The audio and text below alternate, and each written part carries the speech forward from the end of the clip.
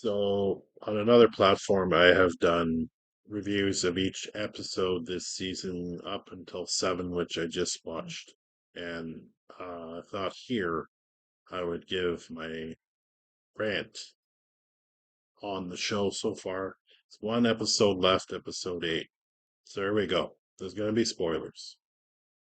So, the first four episodes are the best in this season. They establish characters, they have interesting aspects, they add some lore in there that's really interesting, like um, the bug and the face hugger. They get on a table to cut it open, they take an embryo and they put it into a liver that eventually it busts out. There's a main character, Wendy, who the main premise is that there's these synths. I'm going to call them synths. They're robots that have had their children-like minds put in these robotic bodies because the real children all are sick with this disease and whatnot. Cool, fine. The main one from there is named Wendy, and this is all done through a corporation called Prodigy. So Prodigy is never really mentioned in Alien lore before that I can remember from the films. I've read a couple of comics, but I don't recall them this in there. I think there were like five corporations during the lore of the comics, but who knows? I can't remember. Anyway, through these first four episodes, you have a ship coming back from a 65-year mission of collecting specimens, crash lands on Earth. I'm assuming it's Earth, um, alien Earth. But I'm thinking like maybe it's another Earth, but whatever.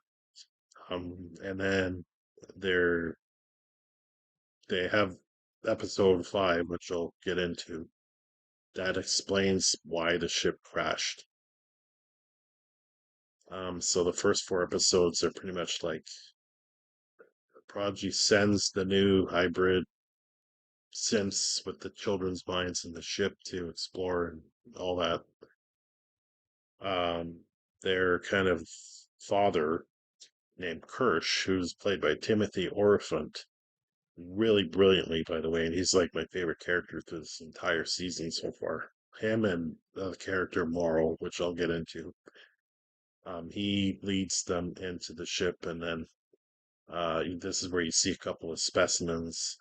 So you see an eyeball that takes people over by ripping their eye out and going into their eye socket and controlling them. You have the xenomorph, of course. You have eggs that are found. You have this pod that they haven't really shown what it can do. That they showed, I think it was episode two. Could have been episode one, where it has a tentacle come out and go in front of one of the synth kids, and but it does nothing. So we don't know yet what it does fully. There's this fly creature that we don't see until episode six. They hide that. There's these slug-like creatures that land on someone and suck the blood out of them and kill the person, and they grow into these like sacks. It's pretty gross. So like, yeah, that's pretty much the first four episodes, and they're great. The development of characters are slow burning, sort of, and lots of very interesting aspects there. And then we get to episode five. So episode five is pretty much showing why the ship crashed. And from the offset of that episode, you had this character from the crew, Wake Morrow. So Morrow is a character from Utani who's basically trying to get these specimens back to them. So he's kind of the, I guess, leader of this ship, whatever. Anyways, episode five is pretty much introducing you to this. They're not even a B crew, they're like a D crew that is awake, that some of the specimens get free. There's a saboteur doing all this kind of stuff. And Morrow's part in that fifth episode is the only good part of that entire episode, where you actually find out that I'm not going to spoil that part. You'll have to see it, but aspects there. And you do find out that the saboteur is part of a deal with the Prodigy, the corporation that eventually gets all these specimens on their island, like from the crash, right? So from the crash site, they transport all these specimens over to this island called the Neverland, and there's a lot of Peter Pan references, whatever. But episode five, other than the moral aspect, all the characters in that ship are the D crew, which are just either dumb as soup or very unlikable. So their can of hotter deaths really don't matter, to be honest. You see hints of the corpses, and like they find in episode one and two of like what happened with some of the casualties there.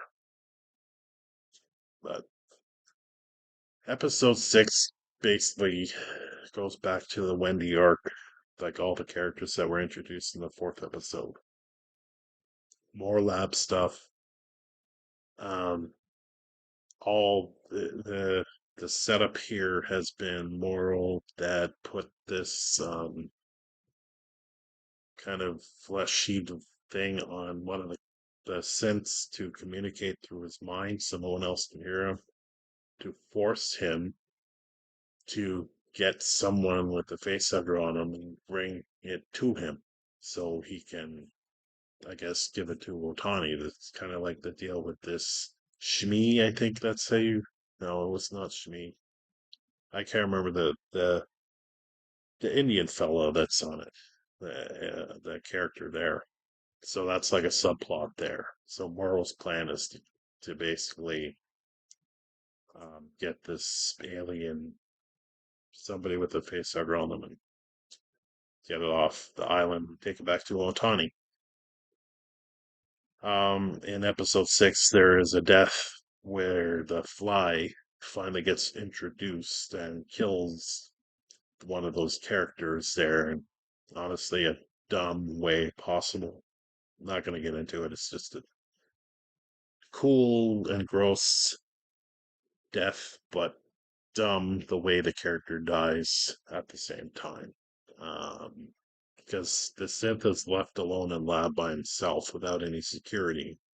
And this is one of the things I got to point out, rant about. It's like, why don't they have security around the labs and stuff, or in the lab or something? Because you're dealing with these creatures that technically they don't know anything about until they experiment on them. And using these kid synths is fine as a plot point, but like, damn, there's no security on the island except on the outskirts of the building and shit. Like, unbelievable.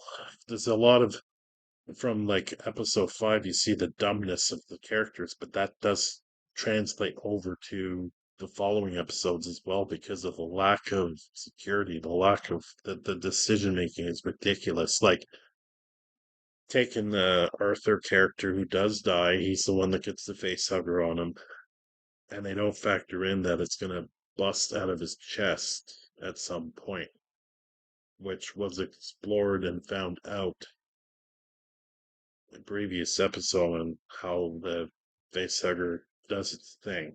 You could have a little bit of skepticism where Yotani maybe didn't know about the ceiling and everything, but it's just it's to me it's just a sloppy plot in episode seven.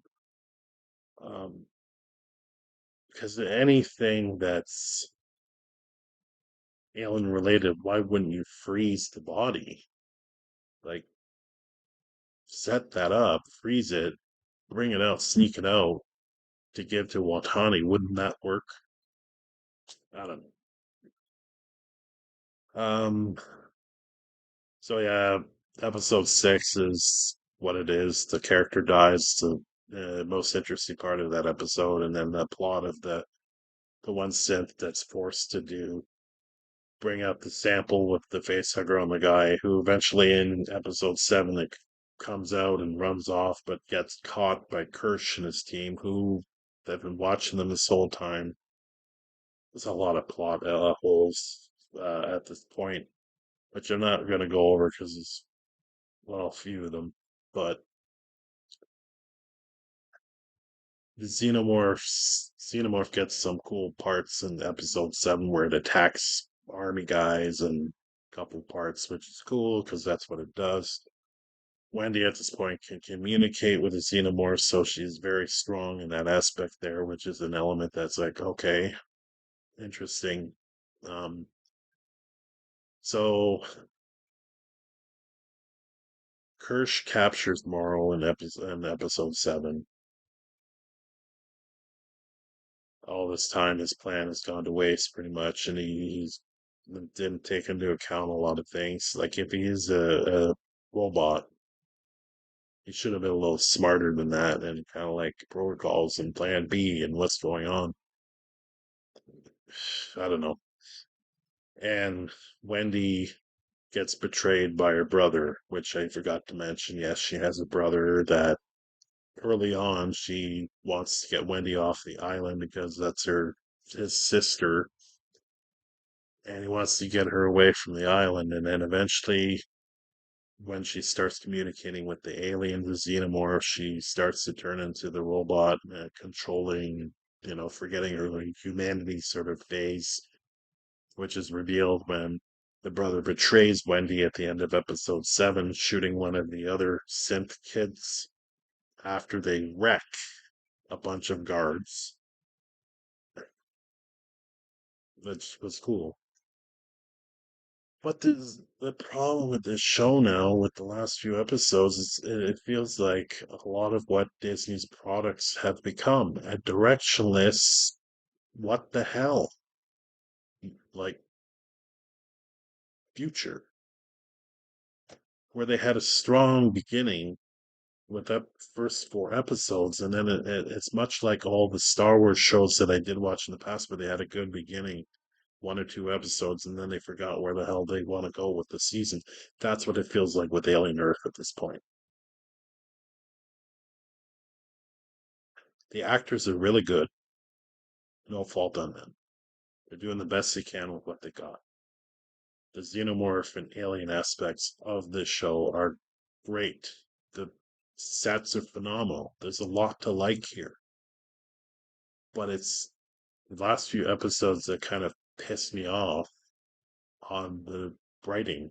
Like episode 8, the final episode, better bring this at least back together somehow to have a strong finish. Otherwise, it's just a waste of a season, in my opinion. Going into, I assume, season 2. What I would like is for Ratani to come in the final episode of the season, nuke the whole island or get rid of it, and that way we don't have to hear about Prodigy ever again, which would make sense on why they've never been mentioned in the lore of Alien before. And perhaps leading up to the original Alien with Ripley and her crew. But right now, the last few episodes have just been like, sure, there's alien action and all, and it's cool. But the character development is just, and too many stupid character decisions, like both side and main characters. I don't know. That's my rant. That's what I think of the first 7. The final episode is next week, and I hope to God it at least sews this season together a little bit somehow. Because the first 4 episodes are great. Lots of intrigue there. All right, that's all I got to say.